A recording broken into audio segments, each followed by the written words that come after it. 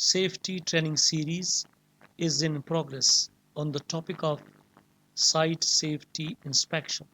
Part 1 was about workplace safety inspection, importance and benefits. Part 2 was about major site safety hazards and the areas of concern. Part 3 was about how to formulate and record observations and findings once you are at site during the site safety inspection. Part 4 was about safety inspection stages, types, and process. In the part 5th, I was talking about the 12 basic principles, and in the part 6, I was highlighting how to conduct safety inspection practically on the site, and we were inspecting building and structure. This is part 7 of site safety inspection training series, and this is also the step number 3 of safety inspection process, that is about how to complete the inspection report. So without wasting time, let's get started.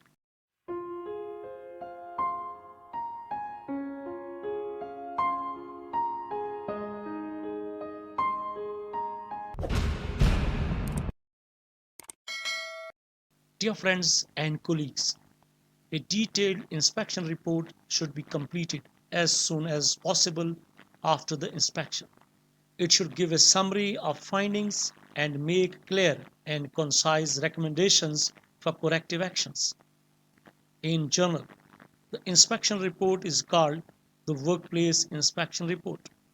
Now you are going to write down the observations and findings what we have inspected in the building and structure. So it will be beneficial that I'll give you some examples of descriptive words that you can use in your inspection report.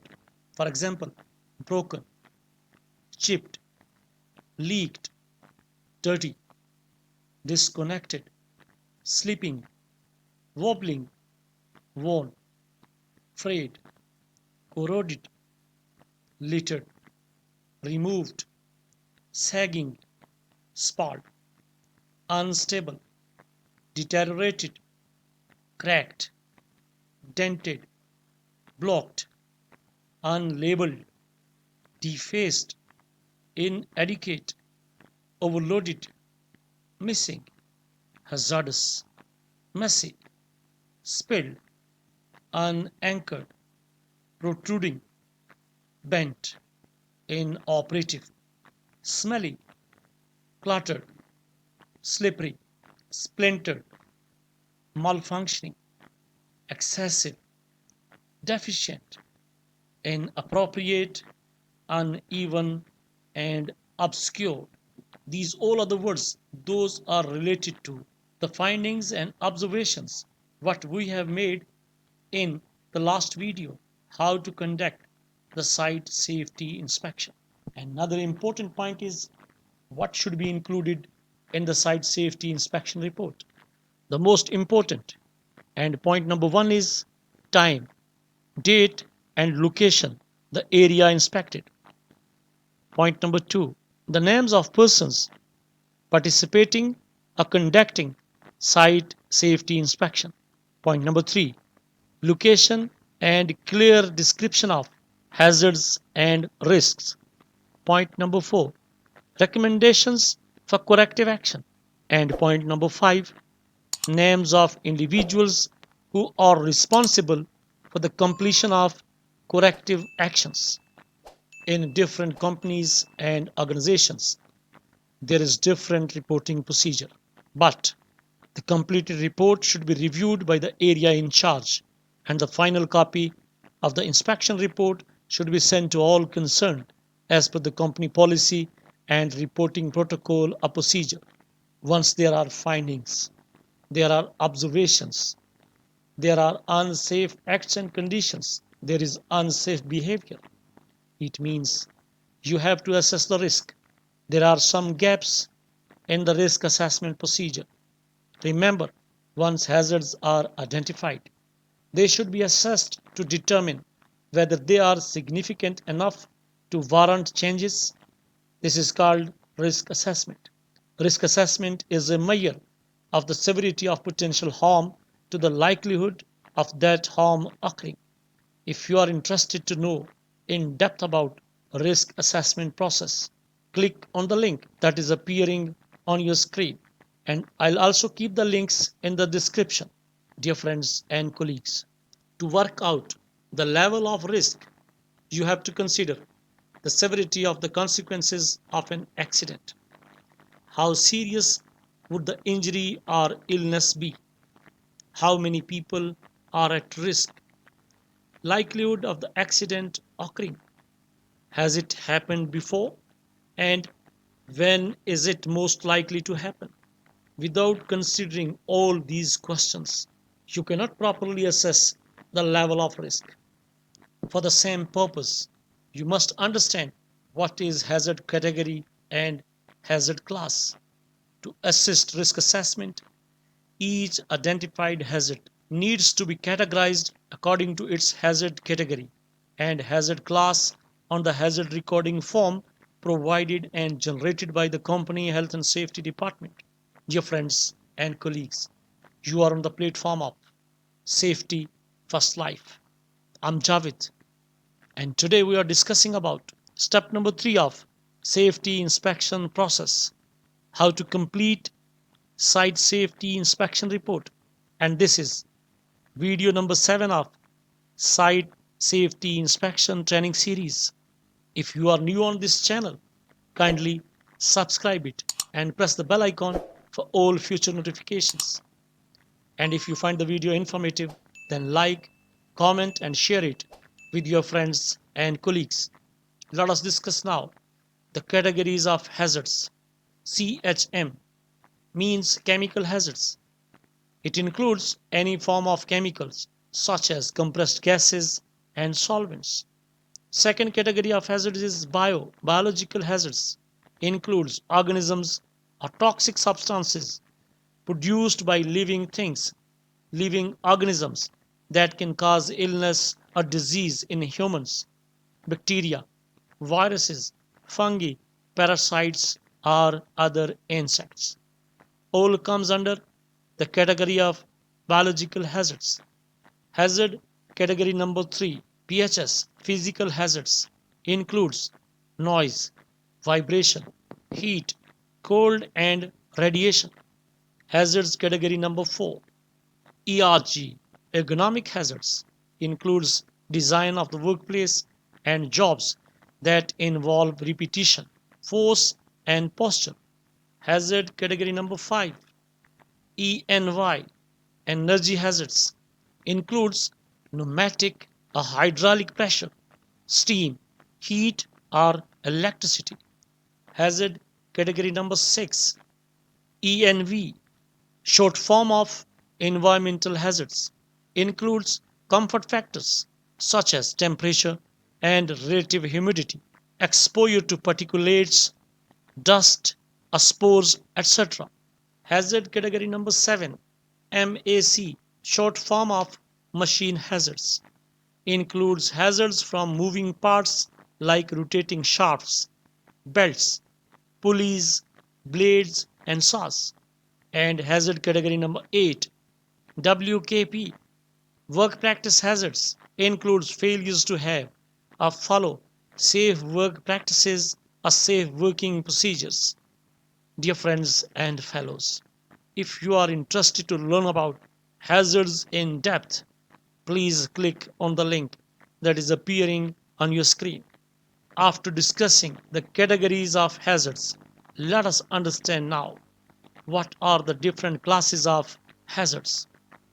First of all, we will discuss class A hazard, a condition, a practice with the potential for permanent disability, loss of life, a body part, and a extensive loss of structure, equipment, or material. Class B hazard, a condition or practice with the potential for serious injury or illness resulting in serious or temporary disability or property damage that is disruptive but less so than class A. Class C hazard, a condition or practice with a potential for injury and illness, or disruptive, non-disabling property damage. You have to understand each hazard class, class A, class B, and class C. It's important if you are appearing for a job change, if there is an interview for your promotion as a safety practitioner. You must understand and you have to make difference what are the classes of hazards and what is the difference between A, B, and C class. Let us understand hazards categories and classes with few examples. Example 1. There is a hazard. Wires in room as potential tripping hazard.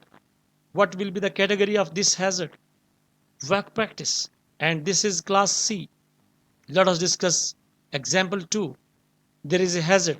Pouring toxic, highly volatile chemical on workbench instead of under fume hood. The category of hazard is CHM, chemical hazard category, and the class of hazard is class B.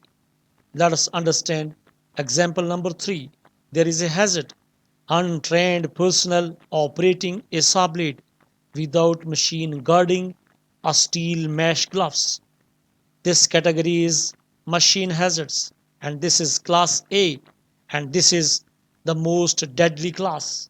Chance of permanent disability or the loss of life.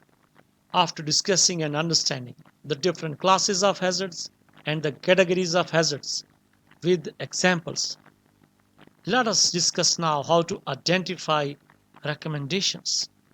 If risk assessment shows the hazard is significant, recommend controls. Consider what might be done to decrease the likelihood of an accident occurring or the severity of the consequences.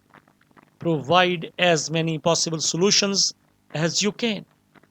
For assistance in identifying solutions, contact the local health and safety bodies and the authorities if needed, because you are writing a site safety inspection report and you have to put effective and durable control measures.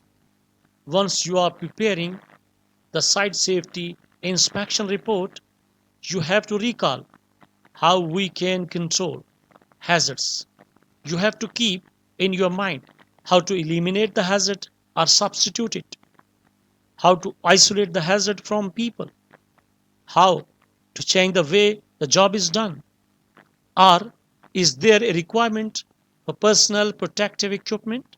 If I will elaborate these points in the elimination or substitution, you have to choose or use a different, less dangerous piece of equipment, fix faulty machinery, redesign the workplace, use safer materials or chemicals, reduce energy, speed, voltage, sound level, or force, and you have to consider how to automate material handling.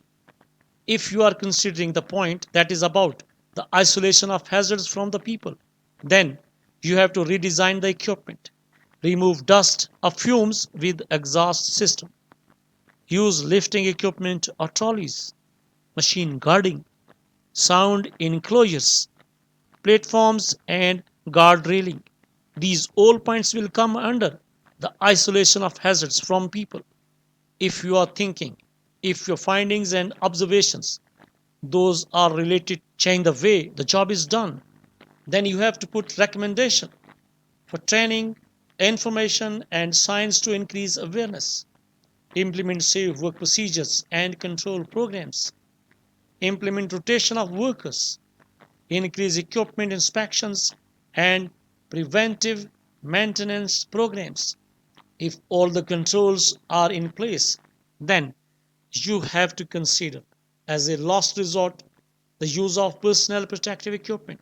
There are specific personal protective equipment requirements for each job. For example, earplugs, safety boots, safety glasses, dust masks.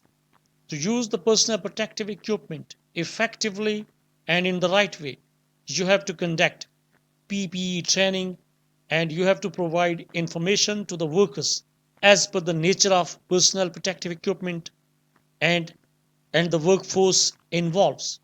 If you will show your interest in the upcoming video, if you are interested, if you will comment in the description, I will share any of my site inspection report and you will understand how exactly I was doing site safety inspection in different projects and with different organizations. In short, your report should be complete and concise. What you have recorded at the worksite, once you are drafting on the paper, you have to mention all significant points. You have also to mention the good practices, what you have seen on the project site. But basically, you are at site to find the laggings and gaps. What is the condition of equipment and material? Are the workers familiar with the chemicals and they are trained and the information provided? How about the storage areas? What level of supervision is there? Are the safety of workplace rules and regulations are followed? Are the workers following risk assessment and methods of statement? Are they complying with manufacturer's specifications and recommendations? Is the site is tidy? Is there a layout plan and it is being followed? What about the emergency procedures? And lastly, is the organization or the management is focusing on the welfare facilities and wellness of the workers or not? Your site safety inspection report should reflect all these important points with hazard categories, with the level of risk, and with the severity of harm. If you are interested to know about hazards, risks, and the reporting procedures, I'll keep the links of different videos in the description. You can go through each video and you will be able to grasp a good comprehensive knowledge about the site, practical operations, activities, and what you have to do as a safety practitioner. And that's all for now. That's the end of step number 3. And video number 7, site safety inspection process, that is about how to write down, how to complete the safety inspection report. In the upcoming video, part 8 of site safety inspection training series, we'll discuss step number 4, that is about follow up and monitoring of corrective actions. And that will be the last step. Thanks for watching and don't forget to like, comment and share the video. Hope to see you soon with step number 4 of site safety inspection process. Till then, take care. Good luck and Allah Hafiz.